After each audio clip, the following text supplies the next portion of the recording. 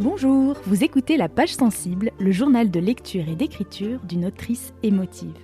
Je m'appelle Marion Josserand et j'adore lire des romans contemporains, surtout ceux qui me titillent la corde hypersensible. J'aime tellement ça que j'ai même décidé d'en écrire. Dans ce podcast, je partage avec vous les romans qui éclairent si bien ma vie que j'ai envie de les recommander à la terre entière. Au passage, je vous raconte mes aventures d'apprentie autrice parce que ça aussi, c'est toute une histoire. Âme sensible ? Bienvenue. Salut, c'est Marion. Dans ce 12e épisode de La Page Sensible, je vous parle de l'excellentissime Au bonheur des dames d'Émile Zola. Ce classique que je ne me lasse pas de relire depuis mes 14 ans comme un roman d'été qu'on dévorerait sur la plage. Pour moi, ce livre n'a rien, mais alors rien du tout de rasoir, et bien sûr, je vous explique pourquoi. Ensuite, côté écriture, je vous raconte tout ce que je mets moi-même en travers de mon propre chemin quand il s'agit d'écrire la fin de mon premier jet. Et j'analyse avec vous aussi ce qui m'a interpellée dans la construction d'un roman de Maggie O'Farrell qui s'appelle Hamnet.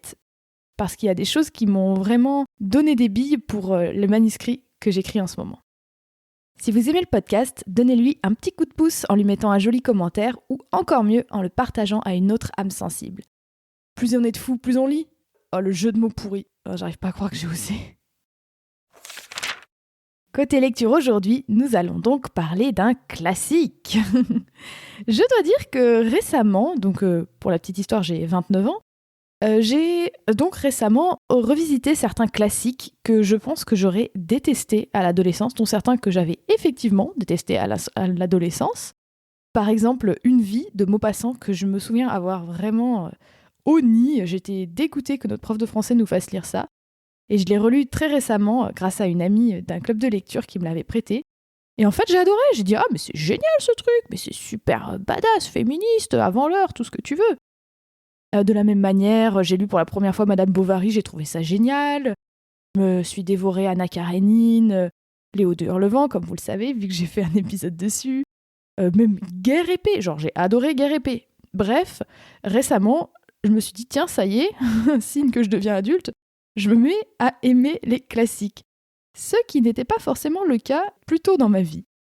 Sauf, parce qu'il y a un sauf. Eh bien, sauf Au bonheur des dames d'Émile Zola. Ce livre, je l'ai toujours aimé, je l'ai toujours dévoré, je l'ai lu plusieurs fois, je le relis régulièrement. C'est un livre doudou pour moi, c'est vraiment un livre que je place très facilement dans mon top 5 de mes livres préférés. Comme vous vous en doutez, si vous aussi vous aimez lire, c'est quand même très difficile de faire un top 5. Mais là, j'hésite même pas. Ce petit livre de poche à la couverture bariolée, je l'avais piqué à ma sœur quand j'étais au collège, donc, dans sa bibliothèque à côté de son lit. Comme à peu près tout ce que je lisais à l'époque. C'est-à-dire que j'ai une grande sœur qui a 50 plus que moi, et je pense que jusqu'à l'âge de 18 ans, 95% de ce que je lisais, en fait, je le piquais à ma sœur, grande lectrice. Et je faisais tout comme elle me disait. Et puis surtout, elle m'avait dit « Ah ouais, celui-là, lis-le, c'est le seul Zola qui finit bien. » Alors, je n'ai jamais vérifié ce fait. Il y a quand même beaucoup de livres d'Émile Zola.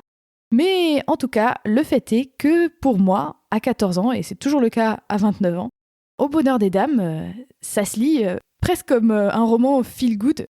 Évidemment, on n'est pas dans du Virginie Grimaldi, vous vous en doutez. Mais c'est vraiment une lecture de loisir pour moi, pas du tout quelque chose de scolaire. Alors de quoi ça parle ? Eh bien, ce roman, déjà, il est paru en 1883 et c'était le 11e sur les 20 romans de la fameuse saga des Rougon-Macquart, dont vous avez sûrement entendu parler, où Zola cherche à dépeindre une espèce de grande fresque sociale de son époque, du Second Empire. Mais bon, tous ces romans peuvent évidemment se lire de façon totalement indépendante. Personnellement, j'en ai pas lu tellement sur les 20. Je saurais pas, peut-être 4, mais pas beaucoup plus. Oui, parce qu'en fait, j'ai juste une obsession pour Au bonheur des dames. Donc voici d'ailleurs le synopsis.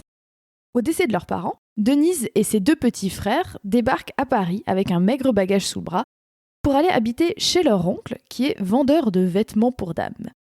Mais le petit commerce de l'oncle dépérit, car juste de l'autre côté de la rue est apparu un des premiers grands magasins de Paris, dirigé par le génial Octave Mouret, dont les idées novatrices et fantasques soulèvent les foules. Ce temple démesuré de la mode et du capitalisme s'appelle évidemment Au bonheur des dames. Aux grandes dames de son oncle, qui déteste ce grand magasin, Denise s'y fait embaucher comme vendeuse et elle pénètre ainsi au cœur de cette ruche chatoyante de soieries, de belles dames, d'ouvriers bien surexploités et bien sûr de guéguerres entre rayons. On est donc sur, encore une fois, un roman d'apprentissage. Je rigole parce que ceux qui écoutent le podcast régulièrement m'entendent dire ça pour au moins 2 livres sur 3. C'est vrai que c'est un type d'histoire que j'aime beaucoup. Quand un personnage jeune, Denise en l'occurrence elle a 20 ans, arrive dans un nouveau milieu qui le force à grandir, à devenir adulte, à devenir la meilleure version de soi-même, pour ne pas citer la nouvelle série de Blanche Gardin. Mais c'est également une très belle histoire d'amour. Donc on a d'une part l'histoire de ce grand magasin au bonheur des dames, l'histoire de Denise, la petite ouvrière qui arrive, petite fourmi dans la grande fourmilière justement, et puis une histoire d'amour qui va s'ajouter là-dessus.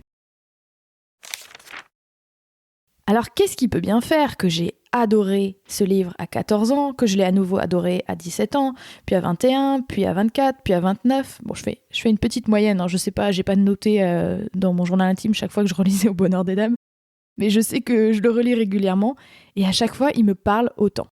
Bon, c'est également dû au fait que j'ai une mémoire catastrophique et qu'à chaque fois, j'oublie les 3/4 et je redécouvre et je suis ravie de redécouvrir. Mais c'est aussi dû à quelques qualités quand même intrinsèques à l'histoire. Tout d'abord, cette histoire d'amour, évidemment parce que moi j'adore les histoires d'amour. Elle est très prenante cette histoire et elle ne tombe pas dans les clichés. Et puis surtout, faut se rappeler que c'est une histoire écrite par un homme à la fin du 19e siècle.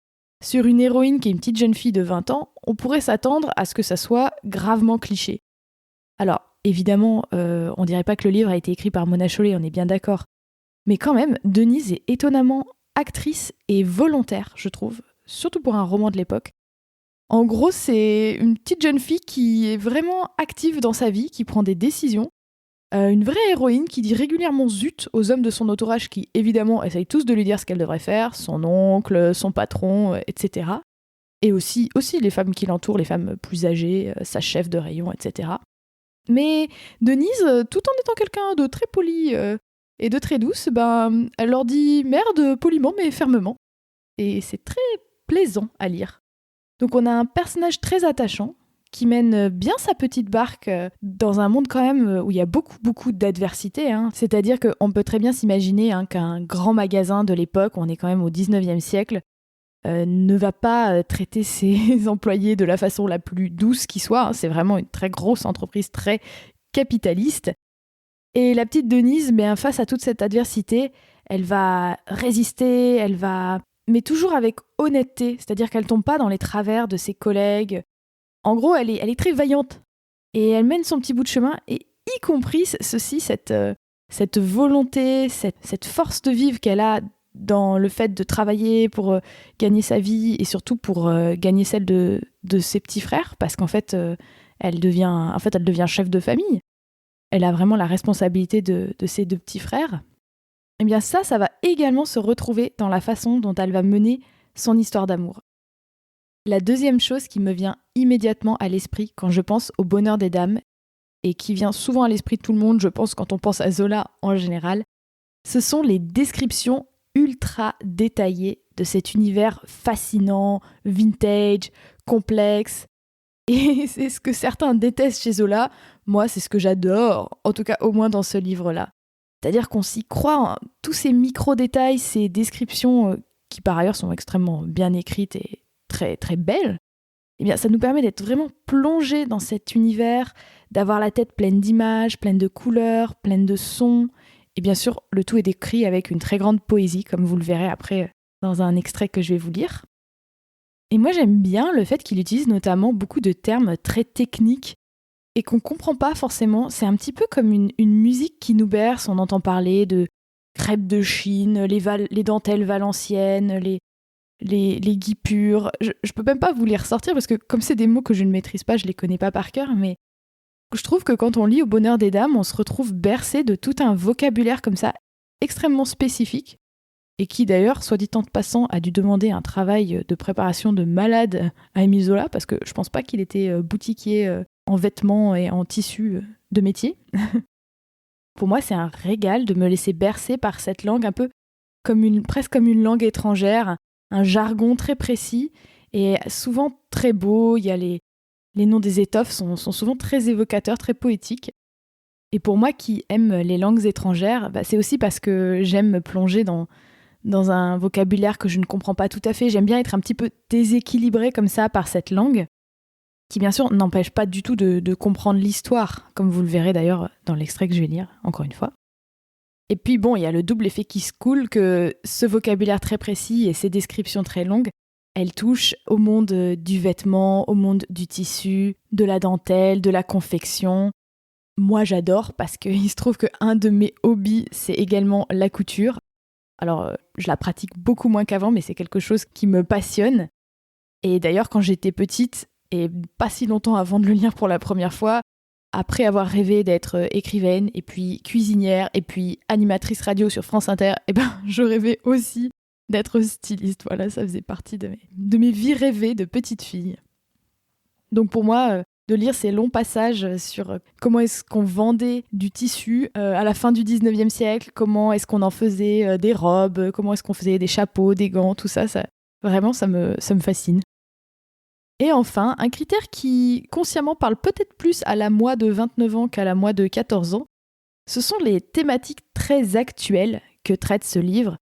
On parle de capitalisme, mais même de grand capitalisme, on parle de consumérisme, on parle même de mondialisation. Il importe, le directeur du magasin, il importe tout un tas de tapis d'Orient, de soieries de ceci, de laine de cela.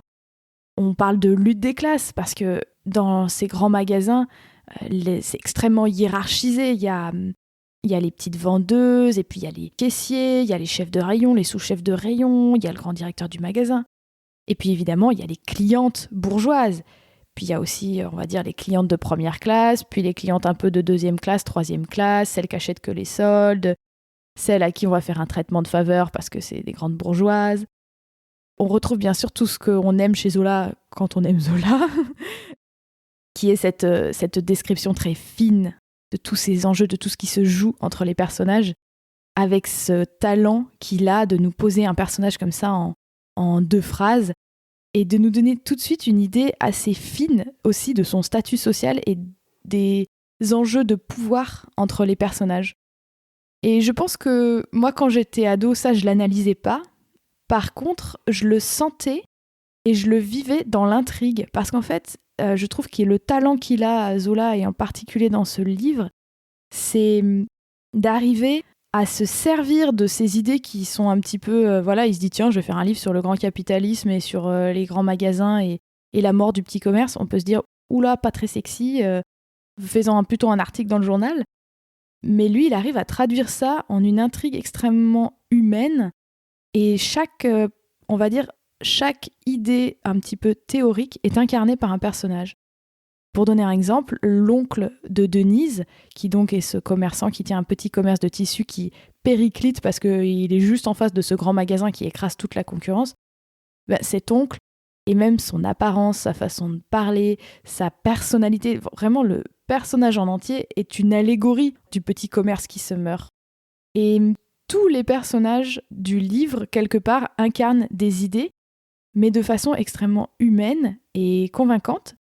Ce qui fait que quand on lit ça à 14 ans, on se dit pas, tiens, je suis en train de lire un essai sur le grand capitalisme. On se dit juste, je me demande qui c'est qui va manger l'autre, quel personnage va triompher. Et finalement, c'est une histoire extrêmement humaine.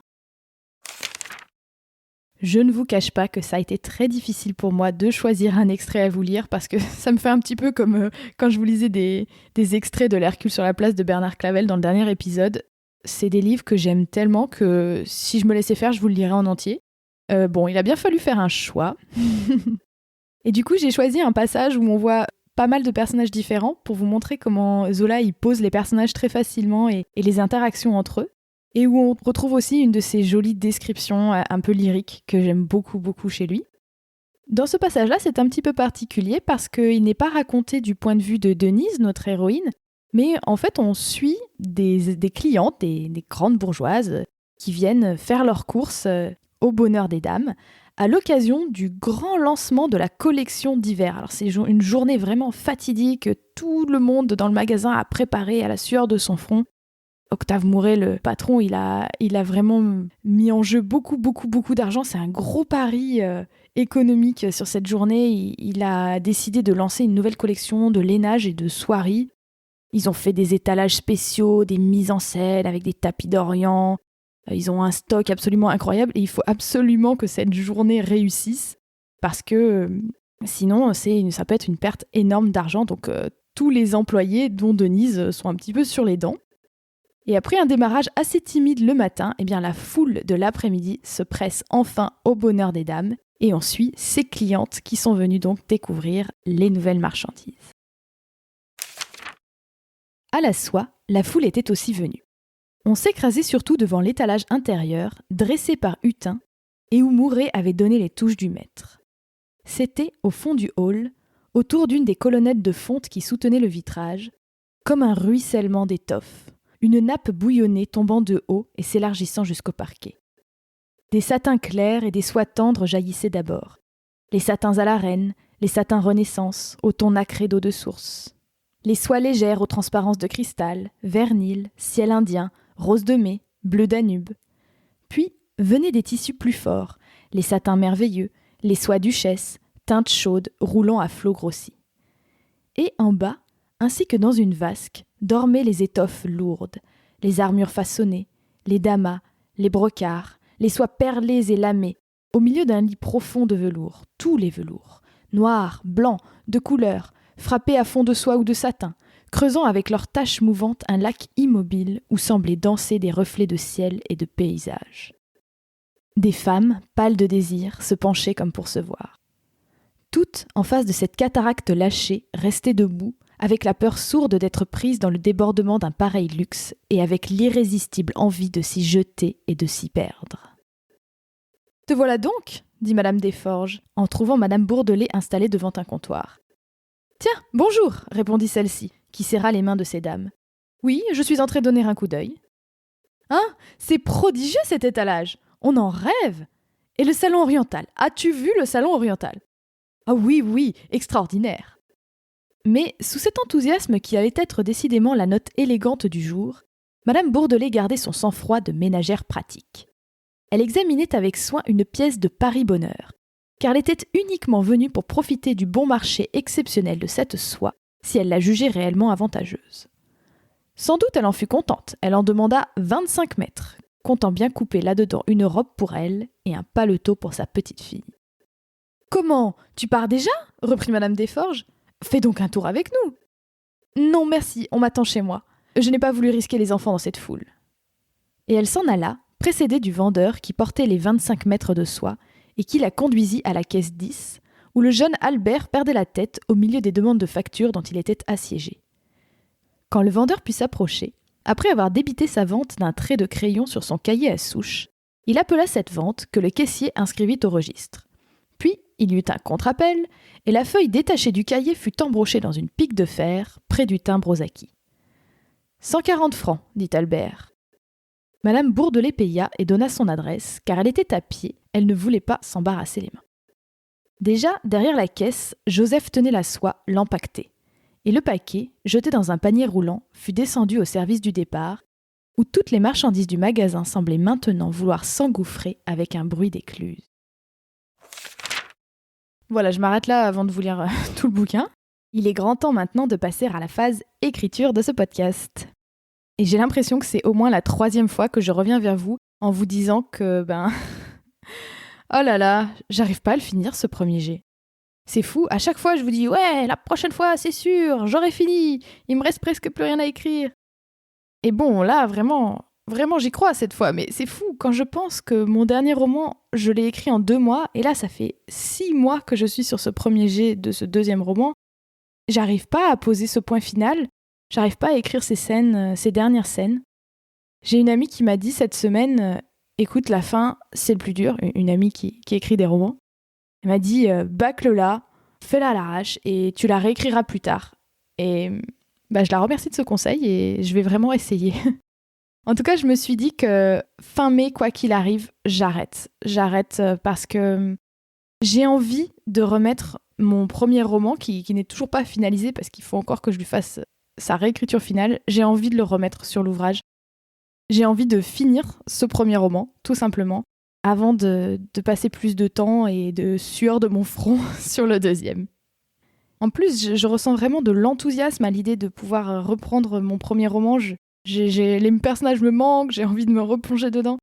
Donc j'ai vraiment hâte de terminer le premier jet que je suis en train de faire en ce moment.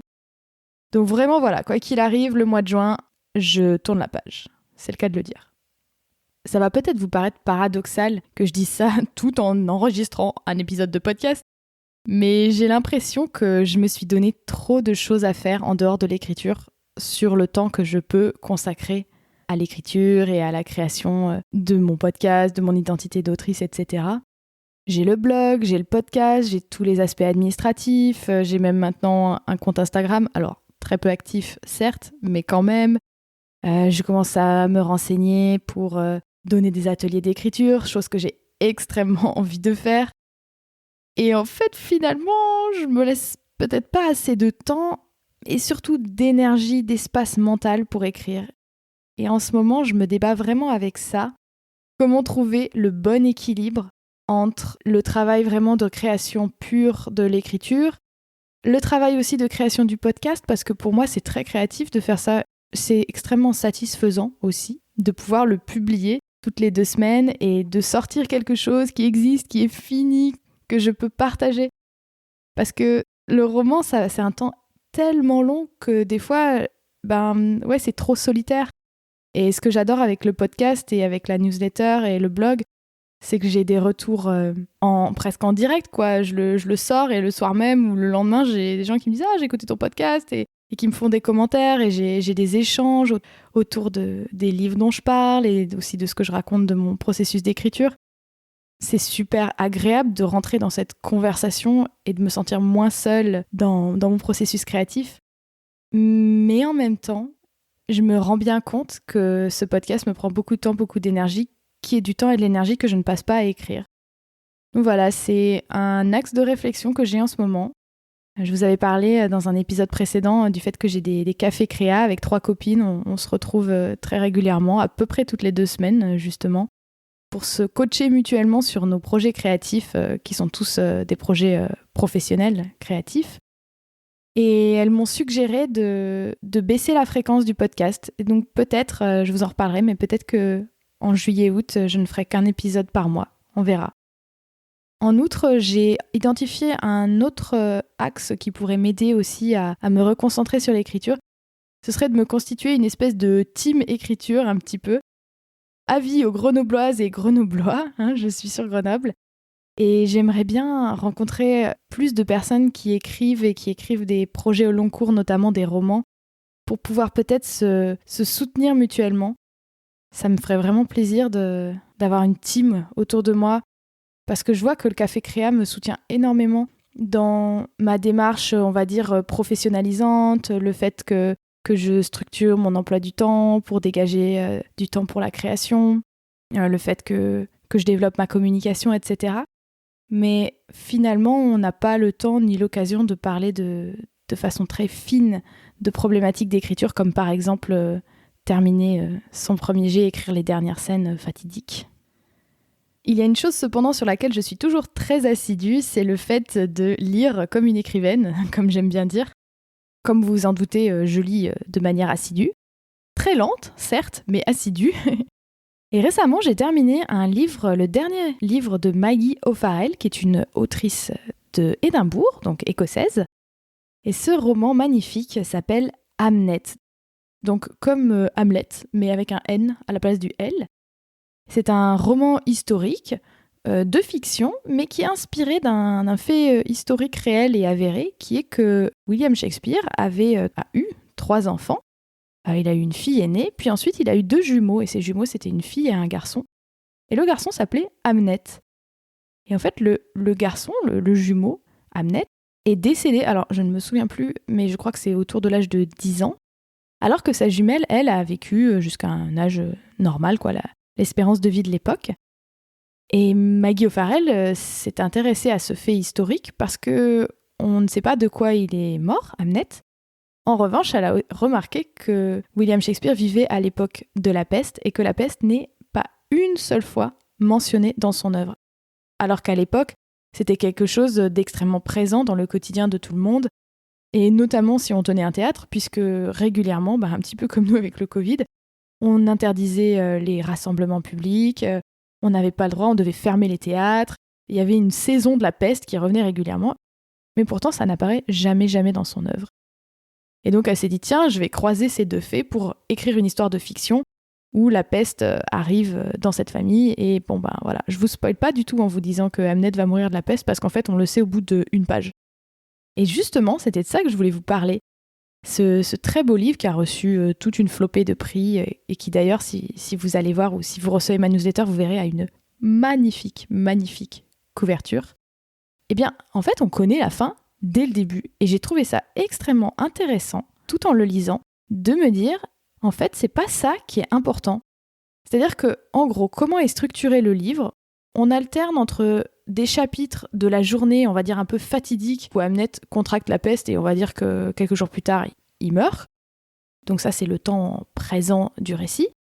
Mais ces chapitres-là sont entrecoupés de flashbacks où on voit quand est-ce que ses parents se sont rencontrés, quand ils ont eu leur première fille, quand lui il est né, son enfance à lui, à Hamnet, etc., etc.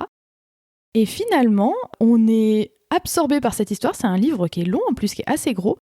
On sait très bien ce qui va se passer, mais on a quand même cette progression haletante vers la fin, où on sait qu'il va mourir, mais quelque part, c'est pas ça qui importe. Ce qui importe, c'est la façon dont ça va être amené. C'est pas le quoi, c'est le comment. Et éventuellement aussi le pourquoi. Pourquoi Hamnet va contracter la peste ? Pourquoi sa mère ne va pas pouvoir le soigner ? Et je précise sa mère parce que le personnage de la mère est sans doute le vrai personnage principal de ce roman. Et c'est un personnage très intéressant et je dirais aussi qu'il surfe beaucoup sur la vibe de choses très à la mode en ce moment parce que c'est une guérisseuse, tous les gens du village la regardent un peu de travers parce qu'elle sait guérir par les plantes. En gros, on pourrait dire que c'est une sorcière.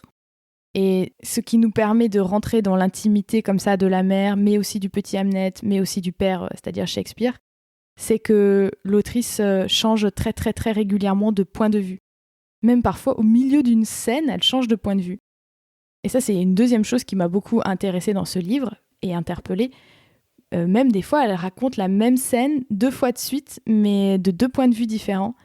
Et parfois, elle raconte la scène du point de vue d'un adulte, et ensuite, elle le raconte du point de vue de l'enfant de 3 ans qui était dans la scène. Et c'est extrêmement intéressant comme elle adapte son récit. Évidemment, un enfant de 3 ans ne comprend pas la même chose, ne vit pas les choses de la même manière, tout simplement ne voit pas les choses à la même hauteur. Il voit les pieds des gens, il voit les pieds de la table s'il est posé par terre, par exemple. Et évidemment, moi, ça m'a intéressée parce que j'ai 5 narrateurs différents dans mon roman et j'ai porté une attention très aiguë à la façon dont elle changeait de narrateur, pourquoi elle le faisait, quand elle le faisait, etc. Ça m'a beaucoup intéressée. Et enfin, une chose qui est assez frappante dans ce livre et qui m'a bien plu et qui m'a donné envie de tester des choses, c'est le choix qu'a fait Maggie O'Farrell de ne pas utiliser certains termes que je dirais un peu attendus vu la thématique. Par exemple, jamais dans le livre n'apparaît le mot Shakespeare, ni d'ailleurs le mot William, ni le mot sorcière, alors que clairement la mère, c'est une sorcière, c'est de ça qu'il s'agit. Je précise, ça n'est pas fantastique, hein, c'est une sorcière au sens Moyen-Âge du terme, quoi. Et je trouve que c'était un choix très intéressant parce que ça permettait que cette histoire, qui avait un peu une portée historique parce qu'il s'agit du fils de Shakespeare, et bien finalement c'est une histoire qui peut être tout à fait universelle. Tout simplement une histoire de famille, de parentalité, de deuil, d'enfance, de chagrin. Et ça m'a fait réfléchir au fait que des fois l'absence d'un certain mot est plus puissante que sa présence. Et donc je me suis dit, ça donne du grain à moudre. Ça m'a fait réfléchir à quel terme de mon propre roman je pourrais éviter d'utiliser pour finalement déjà éviter d'enfoncer des portes ouvertes, de dire des banalités, de dire quelque chose que tout le monde a compris, ça sert à rien. Mais il y a aussi quelque part le fait que c'est plus puissant parce que comme nous, en tant que lecteurs, on doit faire l'effort mental, même si c'est un micro-effort, 2 neurones de plus qui se connectent, on doit faire cet effort de se dire « Ah oui, ce gars, c'est Shakespeare », et ben c'est plus puissant, il se passe un processus un peu plus complexe dans notre tête que si on le lisait. En tout cas, c'est l'impression que j'en ai. Merci à vous d'avoir écouté cet épisode numéro 12 de la page sensible. Alors, est-ce que je vous ai donné envie de tenter l'aventure Zola ? Si oui, j'en suis ravie. Et sinon, vous pouvez me parler de vos traumatismes émile-zoliens si vous voulez, en me laissant un petit commentaire sur le blog du podcast ou bien sur Insta, @lapagesensible tout attaché. Et pour recevoir des recommandations exclusives de films et de podcasts en lien avec chaque épisode de la page sensible, n'oubliez pas de vous abonner à ma newsletter bimensuelle en cliquant sur le lien dans la description du podcast.